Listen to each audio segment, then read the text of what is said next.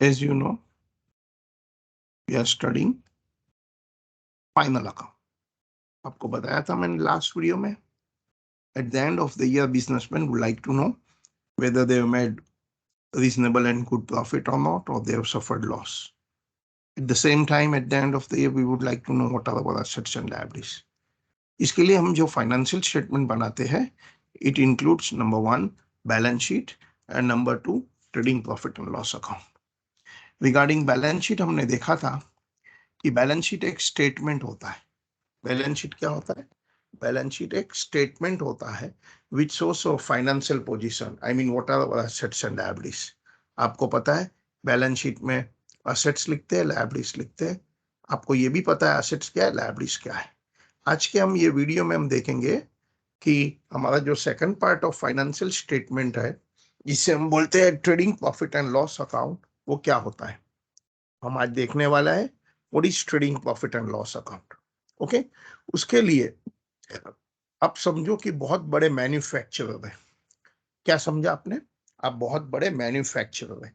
बताइए आप as a manufacturer क्या करेंगे. एज ए मैन्युफैक्चरर में रॉ मटेरियल परचेस करेगा. क्या करेंगे हम? Will purchase the raw material. अच्छा, फिर रॉ मटेरियल को हम फैक्ट्री में ले आएंगे. Bring raw material in the factory.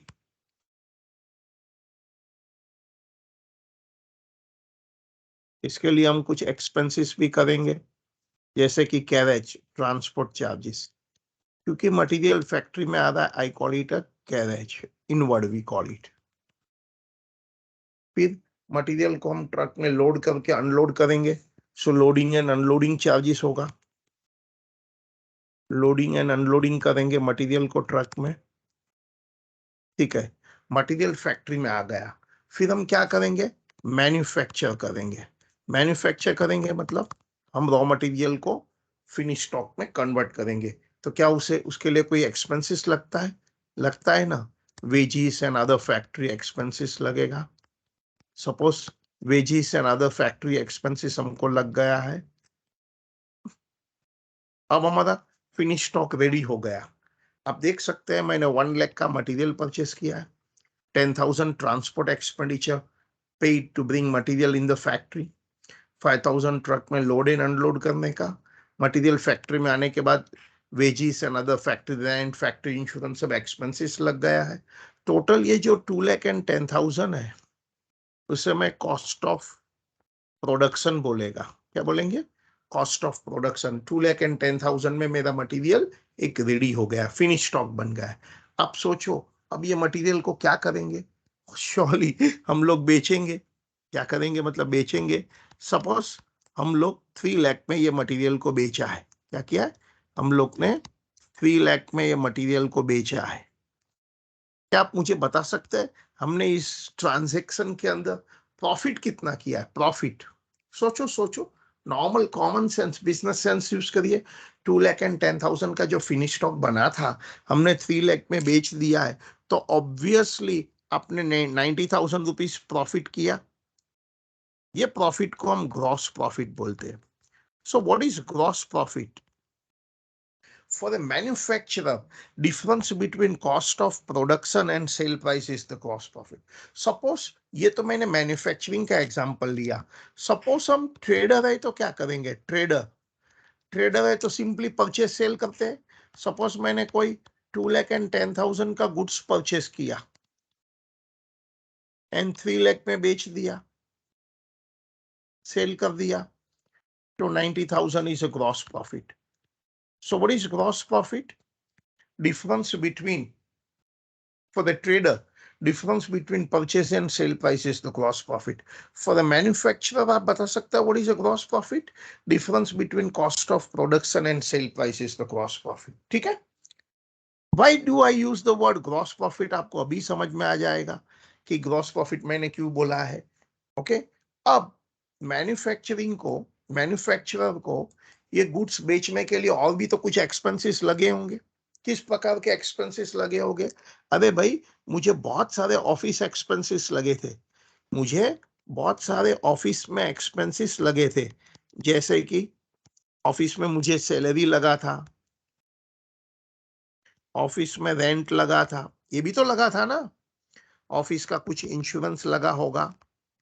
Assuming सब मिलाकर ये 25,000 है, और ये गुड्स बेचने के लिए मुझे कमीशन देना पड़ा, एडवर्टाइजमेंट करना पड़ा था, ये सब भी मुझे 5,000 लगा। तो आप बता सकते हैं मेरा फाइनल प्रॉफिट कितना होगा? सोचो सोचो सोचो, फाइनल प्रॉफिट कितना होगा? 2,10,000 का गुड्स मैंने 3 लाख में सेल कर दिया है, 90,000 ग्रॉस प्रॉफिट है। लेकिन ये 90,000 अर्न करने के लिए, कमाने के लिए मुझे salary, rent, insurance, commission, advertisement करना पड़ा। ठीक है, तो ये सब मिलकर मेरा 30,000 चला गया। तो ये जो 60,000 है उसे नेट प्रॉफिट बोलते हैं। ओके, अब मैं लेजर अकाउंट की बात कर रहा हूं। ग्रॉस प्रॉफिट फाइंड करने के लिए जो मैं लेजर अकाउंट बनाने वाला हूं, उसे मैं ट्रेडिंग अकाउंट बनाने बोलते हैं। उसे क्या बोलते हैं? Trading account. और ये नेट प्रॉफिट फाइंड करने के लिए जो अकाउंट बनाने वाले हैं उसे हम बोलते हैं profit and loss account. It's a combined word, P&L account short में बोलते हैं। सो बताइए अभी तक आपने क्या क्या सीखा? अभी तक हमने सीखा what is gross profit, what is net profit, why do we prepare trading account, why do we prepare profit and loss. बताइए ग्रॉस प्रॉफिट क्या है? For the manufacturer, difference between cost of production and sale price is the gross profit. For the manufacturer, difference between cost of production and sale price is the gross profit. जैसे कि मैंने example क्या लिया था, मैं बहुत बड़ा manufacturer हूँ। एज अ बिग मैन्युफैक्चरर मैं मटेरियल परचेस करता हूँ 1 लाख का, फैक्ट्री में ले आता हूँ 10,000 transport charges, loading unloading charges, material factory में आ गया, फिर manufacturing expense, wages, factory rent, factory insurance, वो सब 45 and 50,000. My total goods are ready at a cost of 2,10,000. I call it a cost of production. I sold it at 3 lakh. Difference between cost of production and sale price is the gross profit for the manufacturer. Okay, but ये goods बेचने के लिए मुझे salary, rent, insurance, commission, advertisement करना पड़ा 30,000. So my net profit is 60,000. We prepare trading account to find gross profit. We prepare profit and loss account to find net profit. Okay, यही जो हमने ऊपर फिगर लिखा था, अब मैं लेजर अकाउंट के फॉर्म में लिखता हूं। तो मैं एक अकाउंट बनाता हूं, ये अकाउंट को बोलते हैं ट्रेडिंग अकाउंट। ठीक है, अब ये लेजर अकाउंट है, याद रखना, trading account is a ledger account.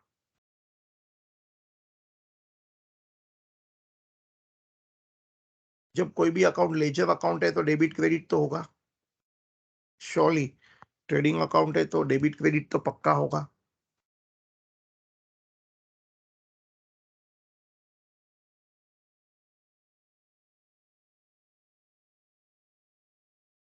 Okay, ये है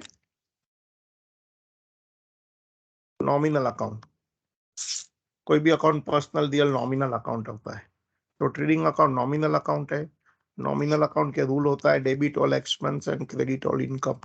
why do we prepare trading account? To find gross profit. अब देखेंगे कैसे। एज ए स्टूडेंट मैं ट्रेडिंग अकाउंट को याद कैसे रखता हूँ? एज ए स्टूडेंट मैं समझता हूँ कि मैं बहुत बड़ा मैन्युफैक्चरर हूँ। क्या बोला? एज ए स्टूडेंट मैं समझता हूँ कि मैं बहुत बड़ा मैन्युफैक्चरर हूँ। As a big manufacturer I will purchase material, तो परचेसिस यहाँ आता है। देन ट्रेडिंग अकाउंट में कोई भी अकाउंट में टू ओ बाय लिखते हैं, याद है ना? Then bring that material in the factory. So all expenses incurred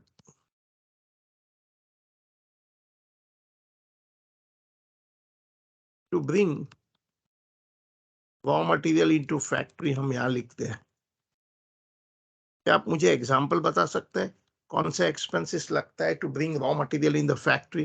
transport charges, transport को कभी कभी कैरेज बोलते हैं, एंड क्योंकि मटेरियल अंदर आ रहा है तो हम बोलते हैं कैरेज इनवर्ड। फिर मटेरियल ट्रक में लोड एंड अनलोड करना पड़ता है, so I call it loading and unloading charges of material. मेरे एग्जांपल में कितना एक्सपेंसेस मैंने लिखा था? ये मैंने एग्जांपल में लिखा था 10 and 5,000। अमाउंट ऐसे ही लिखते जा रहा हूँ। फिर all manufacturing expense, manufacturing expense के एग्जांपल बताओ। Wages, factory rent, factory insurance,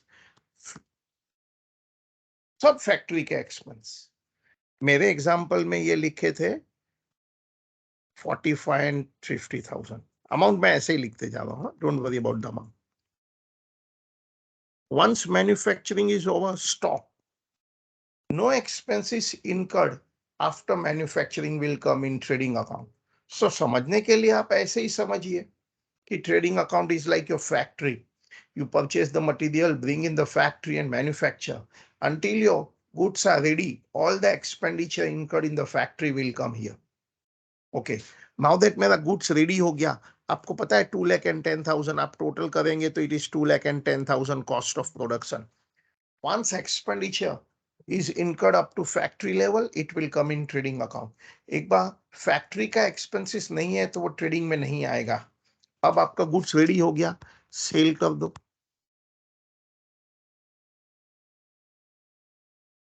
कभी कभी कुछ गुड्स अनसोल्ड होता है तो उसे क्लोजिंग स्टॉक बोलते हैं, जो मेरे प्रॉब्लम में नहीं है। कभी कभी हो सकता है ना अनसोल्ड गुड्स जो हमारे प्रॉब्लम में नहीं है। ठीक है, अब मेरी इनकम 2,10,000 है। मेरी कॉस्ट ऑफ प्रोडक्शन, अरे इनकम हमने कितने में बेच दिया है गुड्स? हम कितने में बेचेंगे? 3 लाख में बेचेंगे। कितने में बेच देंगे? 3 लाख में बेच देंगे। लेकिन याद है ना हमारी कॉस्ट ऑफ प्रोडक्शन कितने की थी? 2,10,000। तो कितना डिफरेंस आ गया? 90,000। उसे क्या बोलते हैं? Gross profit. कभी कभी बोलते हैं ग्रॉस प्रॉफिट कैरीड डाउन। तो बताइए, ट्रेडिंग अकाउंट में देखो ये भी ग्रॉस प्रॉफिट था, यही ग्रॉस प्रॉफिट है, बट पहले मैं स्टेटमेंट के फॉर्म में लिखा था, अब लेजर अकाउंट के फॉर्म में लिखा है। सो trading account is a nominal account. The moment it is account, एक डेबिट होता है, एक क्रेडिट होता है। वो या तो पर्सनल रियल नॉमिनल होता है। सो trading account is a nominal account. It's an expenditure, debit side, debit all expense, credit all income. Trading account को मैंने एज ए स्टूडेंट याद कैसे रखा? एज ए स्टूडेंट मैंने याद रखा है कि मैं बहुत बड़ा मैन्युफैक्चरर हूँ। As a manufacturer, purchase the material, bring in the factory, manufacture. Up to manufacturing every expenditure will come in trading account. एक बार मैन्युफैक्चरिंग हो गया, गुड्स बेच डालो, sell 3 lakh is an income. ठीक है। कभी कभी कोई गुड्स अनसोल्ड होता है तो क्लोजिंग स्टॉक होता है, वो कभी भी फ्यूचर में बेच सकते हैं, तो क्लोजिंग स्टॉक को भी एक इनकम मानते हैं। हाँ, 1 साल का क्लोजिंग स्टॉक, नेक्स्ट ईयर पहले से हमारे पास कुछ ओपनिंग स्टॉक होता है, तो पहले से कुछ स्टॉक है जो बेचने के लिए अवेलेबल है, तो उसे हम एक्सपेंसेस मानते हैं। याद रखना, closing stock is earned income, opening stock is an expenditure. याद रखना ये बात। ठीक है, हमारे पास ये प्रॉब्लम है, कोई स्टॉक नहीं है। अब इसी के नीचे कंटिन्यूअस में एक अकाउंट बनाते जाते हैं। इसी के नीचे कंटिन्यूअस में एक अकाउंट बनाते हैं, उसको हम हेडिंग भी लिखने की जरूरत नहीं है, बट इसे प्रॉफिट एंड लॉस बोलते हैं। सो इसके ट्रेडिंग अकाउंट के नीचे जो भी हम अकाउंट बनाते हैं उसे प्रॉफिट एंड लॉस बोलते हैं, और वो ट्रेडिंग के कंटिन्यूअस में है। इनफैक्ट मैं मेरा हेडिंग भी चेंज कर सकता हूँ। ये जो मैंने हेडिंग दिया है ना, ट्रेडिंग अकाउंट, अब मुझे नया हेडिंग देना है, तो मैं नया हेडिंग क्या दे देगा पता है? Trading, comma, profit and loss account. Trading profit and loss account for लिखेगा फॉर द ईयर एंडेड। कौन सी ईयर की बात चल रही है? फॉर द ईयर एंडेड 31 मार्च। समझो, फॉर द ईयर एंडेड 31 मार्च 2022। क्या समझने के लिए? अब ये ऊपर वाला पार्ट ट्रेडिंग अकाउंट है, और इसी के नीचे जो होता है वो profit and loss account. Profit and loss में क्या होता है जो ट्रेडिंग में नहीं आता है? Purchase material, bring in the factory and manufacture. All the expenditure up to factory level will come here in trading account. और फैक्ट्री के बाद जो भी एक्सपेंस होता है, जिसे हम ऑफिस एक्सपेंसेस बोलते हैं, वो फैक्ट्री के बाद होता है। जैसे कि office rent, office insurance, office printing stationery, सब कुछ यहाँ लिखा जाता है। ऑफिस के अलावा क्या लगता है मुझे? सेलिंग, फाइनेंस एक्सपेंस लगता है। फाइनेंस एक्सपेंस मतलब interest,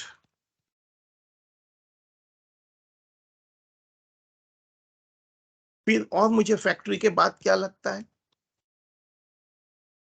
selling and distribution,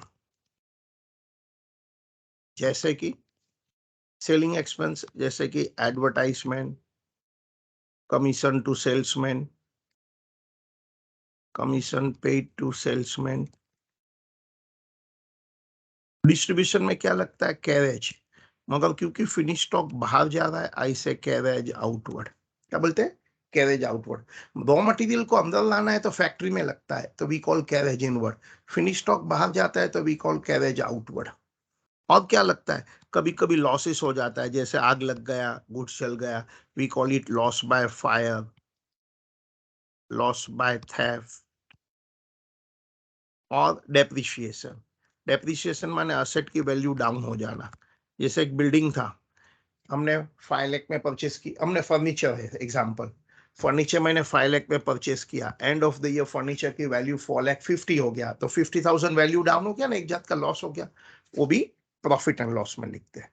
okay, हमारे एग्जांपल में हमारे एग्जाम्पल में डेप्रिसिएशन नील है, लॉस बाय फायर थेफ्ट नील है, हमारे एग्जाम में इंटरेस्ट नील है। लेकिन मेरे एग्जाम्पल में यहाँ था ना, कमीशन एंड एडवर्टाइजमेंट 5,000 था, सैलरी रेंट इंश्योरेंस 25,000 था। ये ऑफिस एक्सपेंस 25,000 है और सेलिंग एंड डिस्ट्रीब्यूशन 5,000 है। पता है, 90,000 मेरा ग्रॉस प्रॉफिट था, 30,000 गया तो 60 बचा। ये जो ग्रॉस प्रॉफिट कैरिड डाउन है ना, इसे हम ग्रॉस प्रॉफिट ब्रॉट डाउन बोलते हैं। इसे बोलते हैं ग्रॉस प्रॉफिट ब्रॉट डाउन।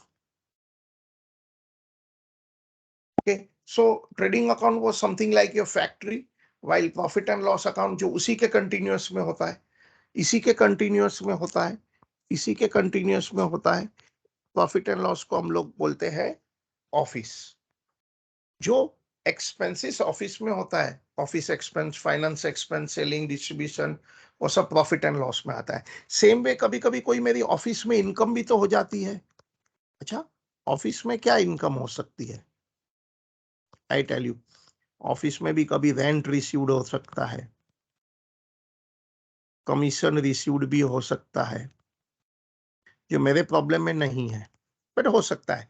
तो 90 plus other office income total करता हूं, हमारे प्रॉब्लम में 90 है। कितना है, 90। उसमें से 30,000 एक्सपेंस चला गया, तो क्या आप मुझे बता सकते हैं मेरा नेट प्रॉफिट क्या है? क्या आप में से कोई बता सकते हैं नेट प्रॉफिट क्या है? मेरा नेट प्रॉफिट 60,000 है। ओके, ये प्रॉफिट एंड लॉस है, and taken together combiningly we call trading profit and loss account. So ये वीडियो में हमने देखा है ट्रेडिंग प्रॉफिट एंड लॉस क्या होता है, कैसे बनता है। क्या मैं एक बार वापस से कर दूं? अब चाहे तो आप पूरा वीडियो ही वापस से देख लो। हमने स्टार्ट यहां से किया था कि हम बहुत बड़े मैन्युफैक्चरर है, एज ए बिग मैन्युफैक्चरर मुझे रॉ मटेरियल 1 लाख का परचेस करना है, फैक्ट्री में ले आना है बाय स्पेंडिंग मनी, और फैक्ट्री में मैन्युफैक्चरिंग करना है। Up to manufacturing all the expenses हमने इनकम किया है 2,10,000, हमने 3 लाख में प्रोडक्शन बेच दिया है, तो gross profit. So what is gross profit? Difference between cost of production. What is gross profit, बताइए, what is gross profit? Difference between cost of production and sale is the gross profit. और gross profit के लिए जो account बनाते हैं उसे क्या बोलते हैं, ट्रेडिंग अकाउंट। कैसे दिखता है ट्रेडिंग अकाउंट? यहां तक का ट्रेडिंग अकाउंट है, ये जो भी दिख रहा है वो ट्रेडिंग अकाउंट। याद रखना, ट्रेडिंग अकाउंट अकाउंट है, नॉमिनल अकाउंट है, debit all expense, credit all income. याद रखने के लिए आप समझिए बहुत बड़े मैन्युफैक्चरर है, आपको याद रखना होगा ट्रेडिंग अकाउंट में किस प्रकार के एक्सपेंसेस आने वाले हैं। तो आप सोचना बहुत बड़ा मैन्युफैक्चरर हूं, so purchase the material, bring in the factory, manufacture. Up to manufacturing, all expenses will come in trading account. They are forming part of your cost of production. एक बार प्रोडक्ट रेडी हो गया, बेच दो, cell is an income. कभी कभी unsold है तो closing stock भी इनकम बनेगी, वो बाद में कभी भी बेच सकते हैं। एक साल का closing stock, next year opening stock होता है। Difference between income and expenditure is your gross profit. ये ग्रॉस प्रॉफिट के writ down profit and loss में ग्रॉस प्रॉफिट ब्रॉट डाउन करते हैं। प्रॉफिट एंड लॉस में किस प्रकार के एक्सपेंसेस एंड इनकम आने वाले हैं, प्रॉफिट एंड लॉस अकाउंट में किस प्रकार के एक्सपेंसेस एंड इनकम आने वाला है, याद रखना है। अप टू मैन्युफैक्चरिंग सब कुछ ट्रेडिंग में होता है। मैन्युफैक्चरिंग के बाद जो भी लगता है जैसे office expense, finance expense, selling and distribution, ये सब मैन्युफैक्चरिंग के बाद लगता है, वो सब प्रॉफिट एंड लॉस अकाउंट में आने वाला है। Profit and loss account trading account के कंटिन्यूअस में होता है, तभी तो नेम कंबाइन दिया जाता है trading profit and loss account. Gross profit carried down becomes gross profit brought down, all other expense जैसे कि office expense, finance, selling and distribution, manufacturing के बाद लगता है। कभी कोई लॉस बाय फायर वगैरह हो जाता है। डेप्रिशिएशन, डेप्रिशिएशन क्या होता है? 5 लाख का फर्नीचर है, 1 ईयर के बाद वैल्यू 4,50,000 हो गया, 50,000 लॉस हो गया, that's a depreciation. Same way office में कोई इनकम भी तो हो सकती है, और रेंट रिसीव्ड, कमीशन रिसीव्ड वगैरह, तो हम क्रेडिट साइड लिखेंगे, क्रेडिट ऑल इनकम।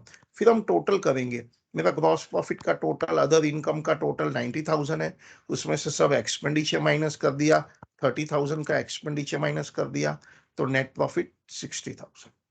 तो आप ये वीडियो बार बार देख लीजिए, कम से कम जो साइंस वाले स्टूडेंट्स है, आर्ट्स वाले स्टूडेंट है, जो लाइफ में पहली बार ट्रेडिंग प्रॉफिट एंड लॉस सीख रहे हैं, उनको स्ट्रिक्ट एंड कंपल्सरी इंस्ट्रक्शन है। क्या बोला?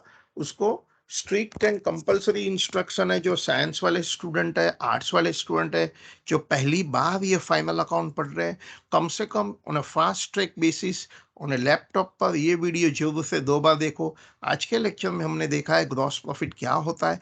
ट्रेडर, ट्रेडर क्या होता है? व्यापार करते हैं, दे बाय एंड सेल, तो difference between buying selling gross profit होता है।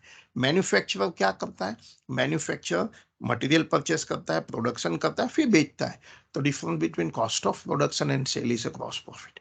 ग्रॉस प्रॉफिट में सब मैन्युफैक्चरिंग के बाद वाले सब एक्सपेंस माइनस करते हैं, तो नेट प्रॉफिट मिलता है। मेरी स्ट्रिक्ट इंस्ट्रक्शन है, ये वीडियो आप जरूर से 2 बार देखिए। ऑलराइट, नेक्स्ट वीडियो में हम देखेंगे हमको एग्जाम में सम कैसे होता है इसका।